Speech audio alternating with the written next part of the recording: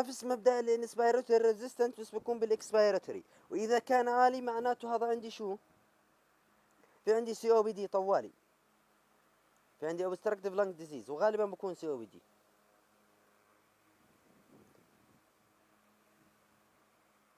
طيب اقلب.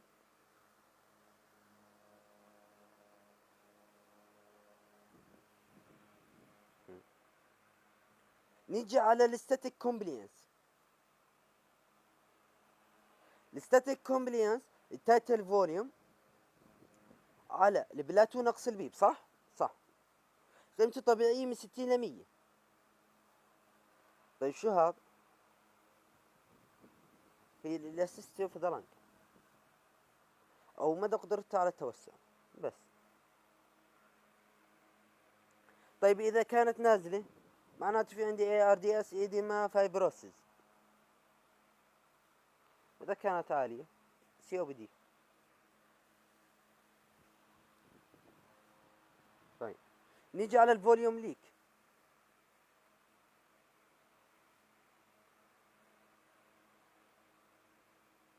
بنقيسه بالمليلتر او نسبته بالمية. تمام. النورمالي له اقل من 30 لازم يكون. تمام تمام.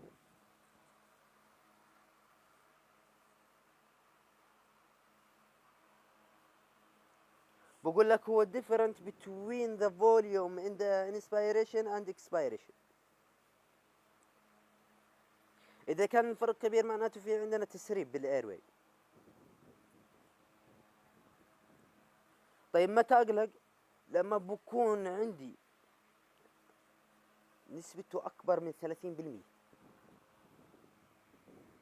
تمام تمام. طيب نيجي نروح على الاكسبيراتوري هولد. ولا الانسبيراتوري هولد.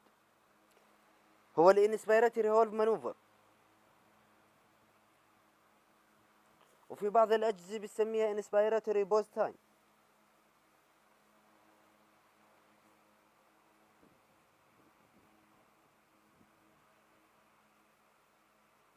شو الهدف منه؟ قياس البلاتو.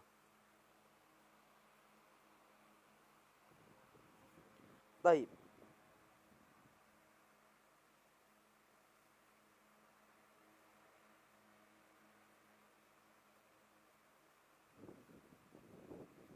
طيب نيجي ساعة على الاكسبيراتوري هولد. شو الاكسبيراتوري هولد؟ الاكسبيراتوري هولد حبس هواء الزفير. الاكسبيريشن ما بنستخدمه عند البيشنت الغير مستقرين او اللي عندهم مشاكل وين في الدورة الدموية، لانه هاي المانوفر شو ما له بتأثر على العائد الوريد.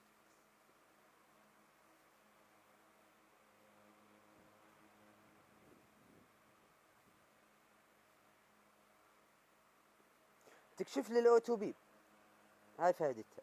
تمام.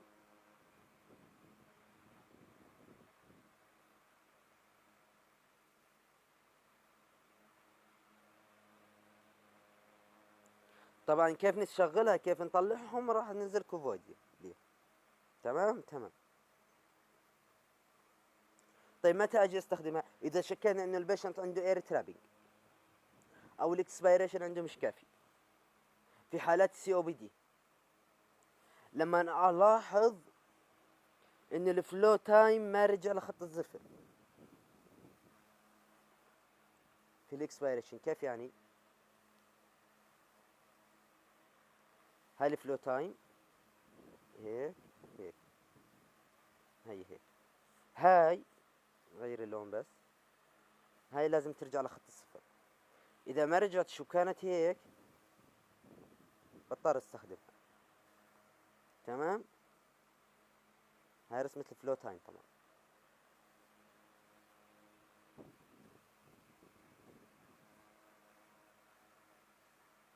طيب الاي تي اس. شو الاي تي اس؟ هي الريسبيراتوري سايكل، الفلو سايكل بس. وين موجودة؟ بالسبنتينوس بريثنج. طيب شو يعني؟ هي نقطة نهاية الشهيق بس، وبداية الاكسبيريشن. وين موجودة؟ بالبرشر سبورت والسبنتنوس. شو بيعمل لي هذا؟ شو فايدته؟ بقلل من البيك انسبيراتوري فلو.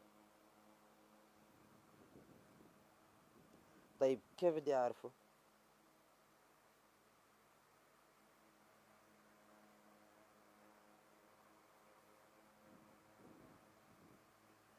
اروح على رسمة الفلو. هاي رسمة فلو. هاي رسمة فلو. ليه؟ ايه؟ اوه تحملوني شوي.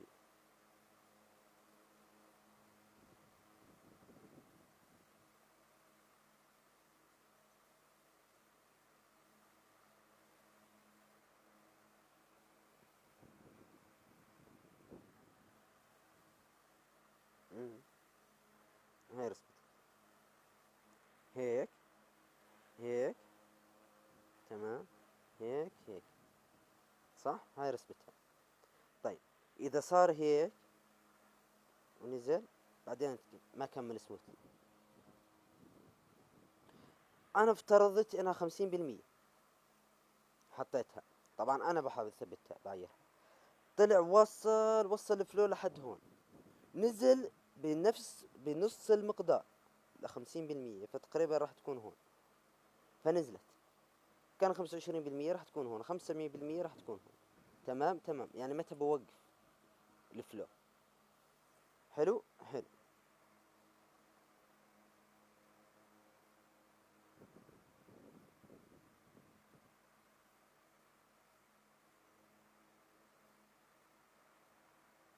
شو اللي فايدته؟ بحدد تايم الانسبيريشن.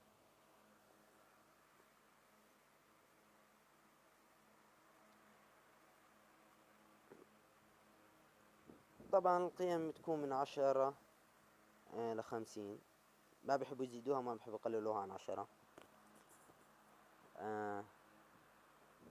إذا كانت من 10 لحد 20 معناته هنا الانسبيريشن عندي قليل. إذا كان من 40 ل50 هنا عندي الانسبيريشن كبير كثير.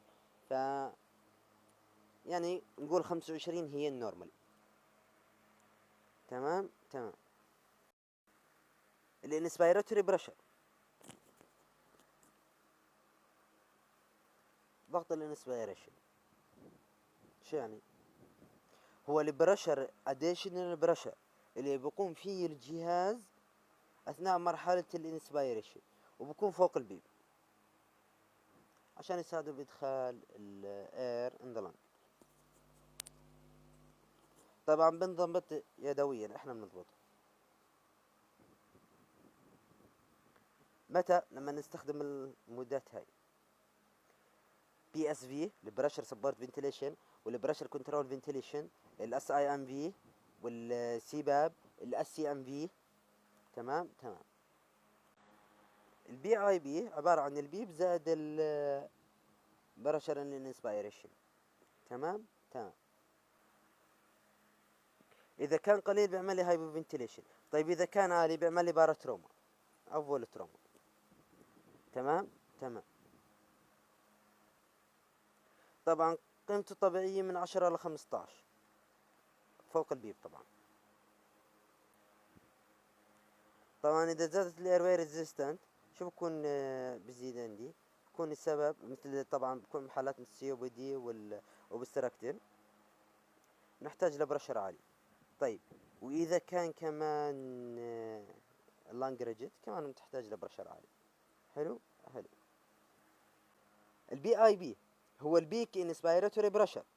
شو ماله هذا؟ هو اعلى برشر، هو ذا هايست برشر بسجله الجهاز داخل الاير واي اثناء مرحلة الانسبيريشن.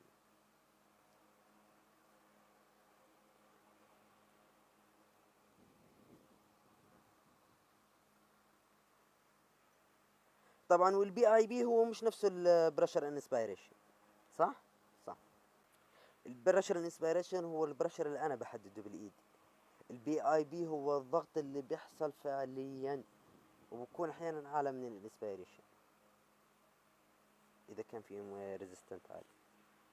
طبعا لازم يكون اقل من 30. تمام. 35 يا سيدي. طبعا البيب ايش بتاثر؟ البي اي بي بتاثر بالبيب، بالاير واي ريزيستنت، وباللانج كومبلينس. تمام. تمام. نحكي عن الاير واي ريزيستنت. شو الاير واي ريزيستنت؟ هي مقاومة مجرى الهواء. كانوا شرحتها هاي ولا لا؟ والله ناسي. طيب يعني بقول لك قديش مقاومتك بس. شو تساوي؟ البي اي بي ناقص البلاتو على الفلو. تمام. تمام.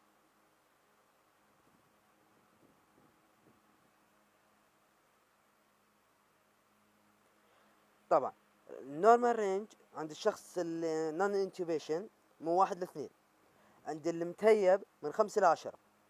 تمام. اذا كان اكثر من 15 معناته هنا very severe resistant. تمام. طبعا متى بتزيد؟ لما بكون في عندي تيوبو بلوكاد، برونكوسبازم، سي او بي دي، ازمه. طيب الساعة نيجي نبلش وين؟ نبلش خلصنا الباراميتر، او بالباراميتر خلينا نحكي اخر شغلات هذول. طبعا ليش ما انا ما حطيتهمش قدام انا مش عارف. ليش اشي قال لي خليهم هذول اخر الباراميتر انا مش عارف، مع اني بحب احطهم قدام بس نداريا. الساين كريج مقسمين لاثنين، لتايم ولفلو. التايم هي الاي اي ريشيو، الفلو بتكون للسبنتينيوس وللبرشر مود. الليمت بتكون برشر مود وفوليوم مود. الفوليوم برشر مود بسميها برشر ليميت فنتيليشن، والفوليوم مود بفوليوم تارجر فنتيليشن. تارجر لبيشنت وفنتيليتر. الفنتيليتر على التايم، البيشنت فلو وبرشر. تمام. تمام. هيب نيجي هالساعة على الشرح المهم يلي بدنا نصحصح فيه مليح هون. بدنا نصحصح هون بالكيرف وباللوب. طبعا هاي مش كيرف اند ويف، الكيرف اند لوب المفروض. تمام. تمام. طيب هي. طيب عندي اللوب مقسمات لاثنين، هم نوعين. هو علاقة ما بين البرشر والفوليوم، وعلاقة ما بين الفلو والفوليوم. والكيرف 3 علاقات: علاقة ما بين الفلو والتايم، علاقة ما بين البرشر والتايم، وعلاقة ما بين الفوليوم والتايم. شايفين رسمة البرشر والتايم؟ إلها رسمتين، بالبرشر مود بتفرق، وبالفوليوم مود بتفرق، وبالسبنتينوس مود بتفرق. والفلو نفس الشكل نفس الاشي، والفوليوم نفس الاشي. راح نشرحهم بالتفاصيل هسه. نبلش بأول اشي بالبرشر تايم كيرف. البرشر تايم كيرف شو همه؟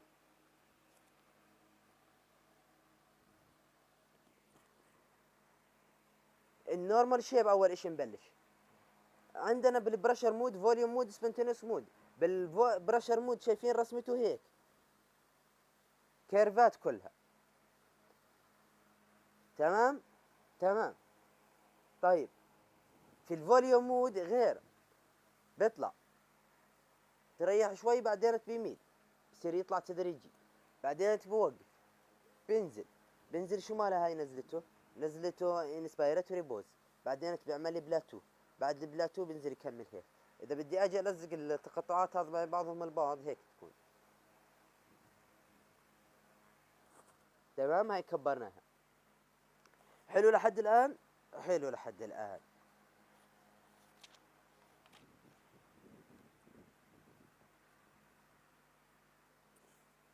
هاي البي اي بي، هاي البي اي بي. تمام. السبنتينوسلي هاي رسمته. شايفين وين البي اي بي؟ هون هيها، هون هاي الراسية. تمام. تمام. طيب نيجي هالساعة على مشاكل بتصير. وين بتصير؟ بتصير في الفوليوم مود. طبعا وعادي لا ما ينطبق هون، ممكن ينطبق هون بس هاي اللي بتنطبق. طيب نبلش بيها ما أنا قلنا عنها. اوتو بيب او نيموثوركس كيف اعرفها؟ مش الرسمة هيك؟ نسيت احكي لكم هون. هون البيب، هيو البيب شايفينه تحت البيب، فعادي تمام. طيب بلش هيك هيك هيك هيك، بعدين هيك عمل. شو هذا؟ ليش ما نزل لهون؟ ليش ما نزل زي هاي؟ شايفين هاي لانه طلع فيها، هاي معناته اوتو بيب او نيموثوركس. تمام تمام. هون شو اللي صار عندي؟ عندي الانسبيراتوري بوز عالية. عرفتوها الانسبيراتوري بوز؟ هي الانسبيراتوري بوز. مش قلنا هيك هيك هيك؟ هي الانسبيراتوري بوز. هاي الانسبيراتوري بوز. تمام. طويلة، معناته شو في عندي؟ في عندي انكريز اير واي ريزيستنت. طيب صار عندي اشي ثاني، صارت صغير كثير، انكريز كومبلينس. خلص تمام تمام. طيب نيجي هسه على الفوليوم. الفوليوم له رسمتين، برشر مود فوليوم مود. بالبرشر مود بيطلع هيك، بيطلع بينزل زي هضبة الجبال. في الفوليوم مود في عندها راسية بتكون أشبه لتكون بلاتو. بس شو المشاكل اللي بتصير عندي؟ انتبه معي بالرسمة هاي، شايفين كيف كيرفها نزول؟ طيب إذا كانت هيك هيك هيك، لا سوري، مسح هيك هيك هيك وهيك وهيك وهيك،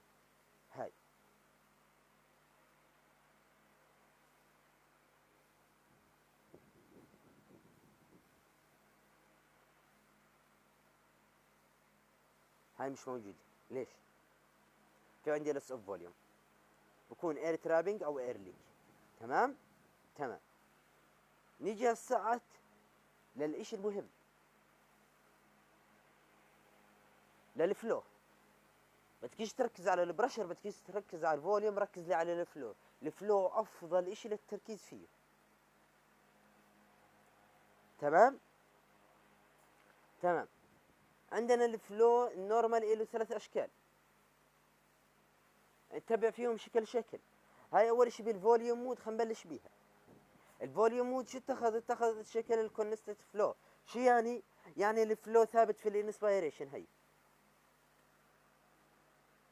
ثابت هي في الانسبيريشن تايم، مش متغير على عكس الاكسبيريشن. هلا شايف الاكسبيريشن كيف متغير؟ هي تمام تمام. طيب هاي الراسية شو هاي؟ وهاي اللي تحتها شو؟ هاي البي اي اف. شو البي اي اف؟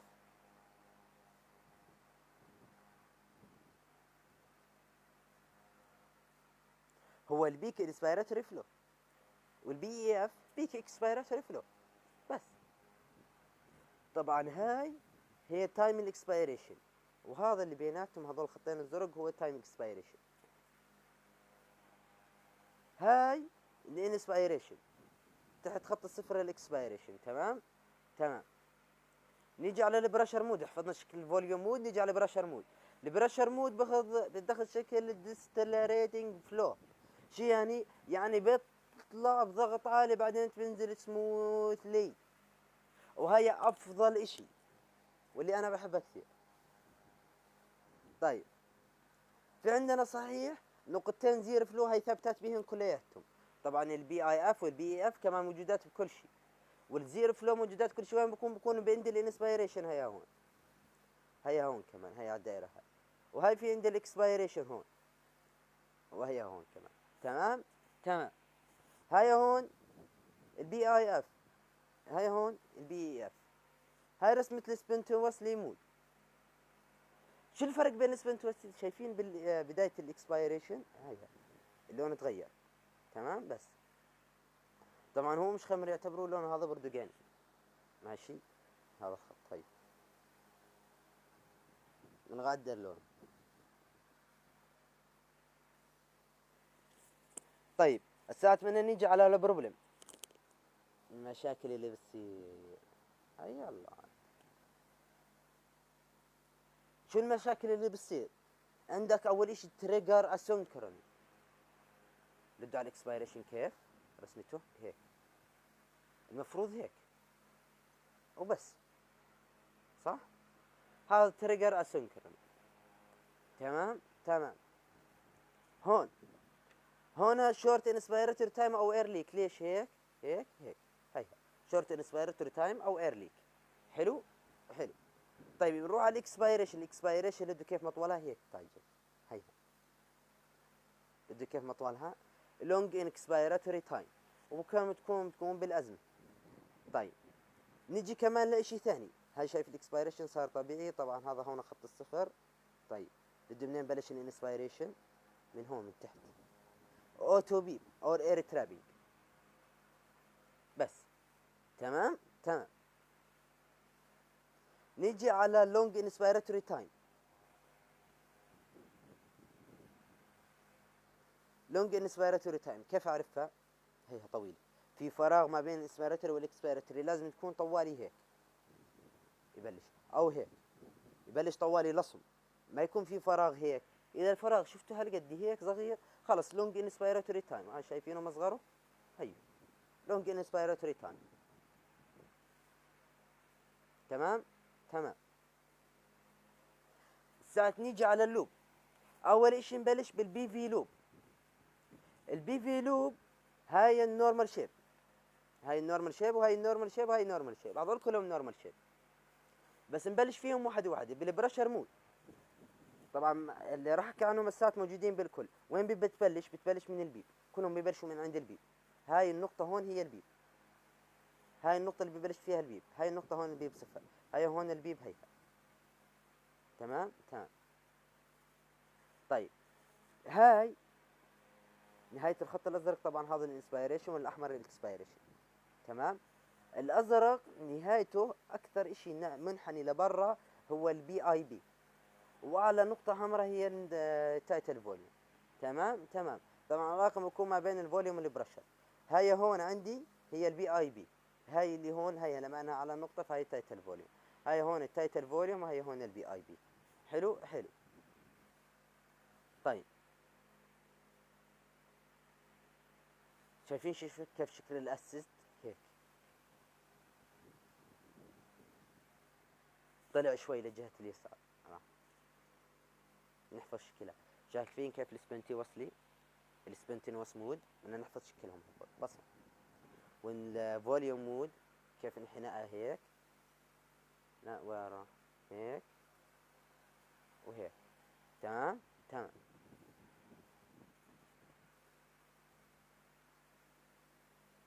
نجي هسه على بروبلم. عارفين النورمال صح؟ هي النورمال.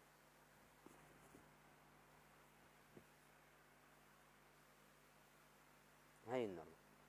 طيب الابنورماليتي اللي كيف صار بالانسبيريشن؟ شو صار فيها؟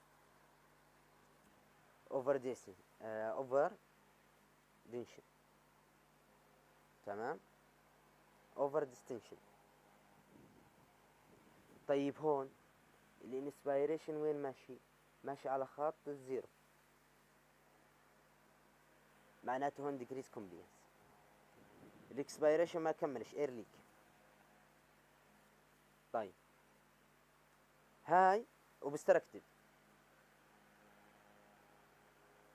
ريستركتيف هيك، النورمال لانج هيك. تمام تمام.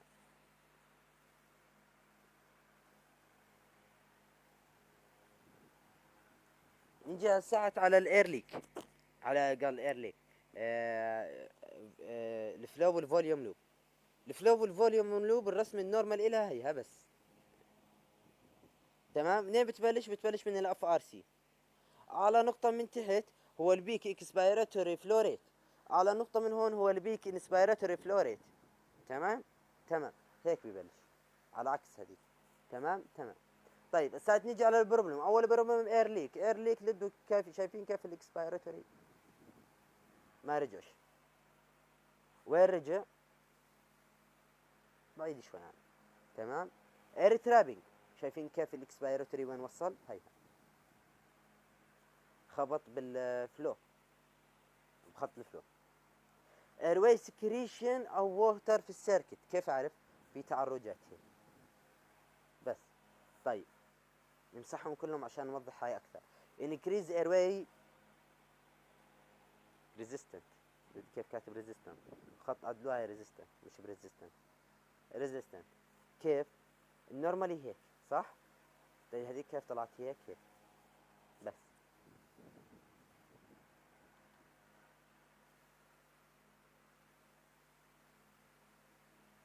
طيب نيجي ساعات على امثله.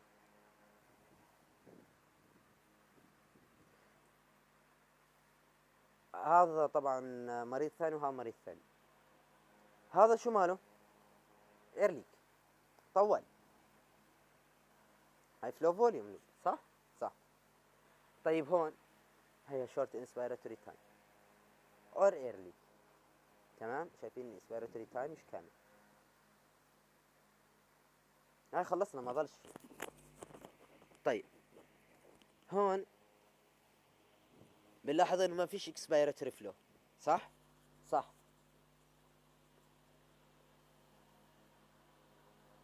حتى بالبرشر بالفلو وبالفوليوم مش موجود صح ولا لا؟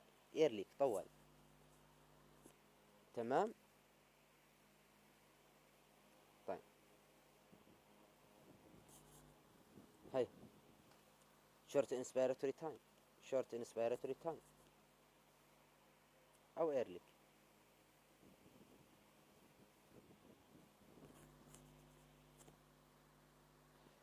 ما فيش فلو، وين راح؟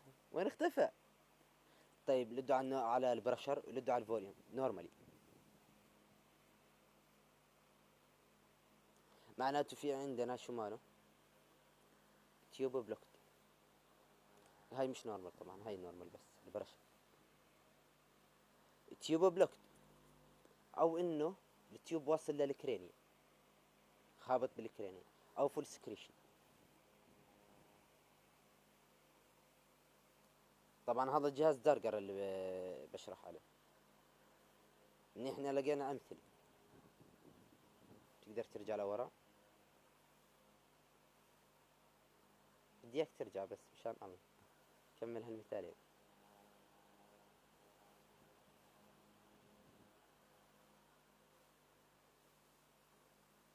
هيا رجع.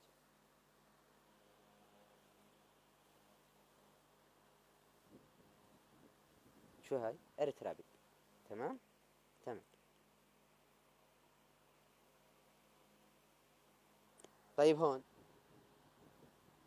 فيش اكسبيراتوري كامل،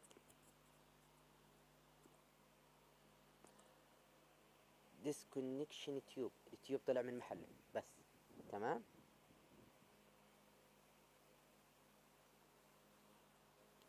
ديسكونكشن تيوب بس، تيوب طلع من محله او التيبيز طلعت بس.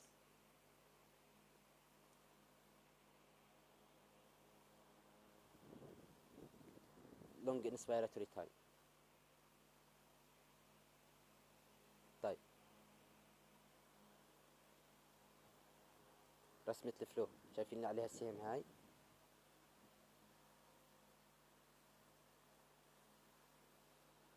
ايرترامينج اتوبي بس.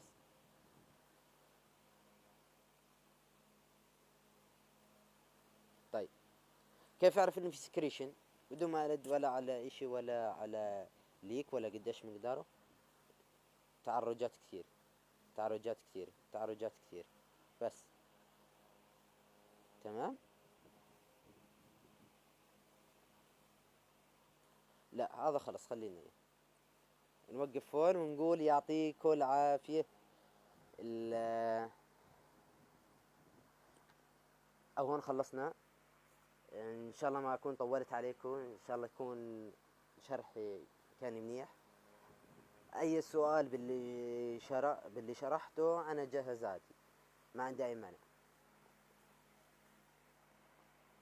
هيك نقول خلصنا. اوه احمل ونزح عن ظهركم صح. شرحي طويل وممل انا صح، تحملونا شوي. آه هيك خلصنا. رجع المادة منيح. بالنسبة للسلايدات راح ابعثهم بس مش هسه، كنت تتحملوني. طبعا مش راح ابعث البارت الثاني لهسه ولا بكرة، يمكن اسبوع بدي. تمام. هو جاهز كشرح، بس مش قادر اسجل فيديو لانه مشغول شوي. او لا، راح ادفن. هيك خلصنا اول بارت. حمل ونزاح عنكو. كيف هسه؟ ثائر راح. المهم ان شاء الله تكون البارت كان حلو، ان شاء الله تكونوا فهمتوا علي واستفدتوا منها. شو كمان بدي احكي؟ راجعوها منيح. بالنسبة للسلايدات راح ابعثهم بس مش هسه، يعني بدكم تحملوني شوي لزبطهم. مش مزبط ديزاين فيهم، مش مزبط الخط منيح، مش مزبط الفراغات ابدا. المشكلة فيش عندي لا تابلت لا كمبيوتر، فكنت اشتغل على تبع الجامعة بس عشان كلهم كسرتهم بلون. خرباني انا. اي سؤال؟ انا جاهز على ضمن المادة اللي حكيتها وبس. خلصنا. يعطيكم العافية، بالتوفيق جميعا.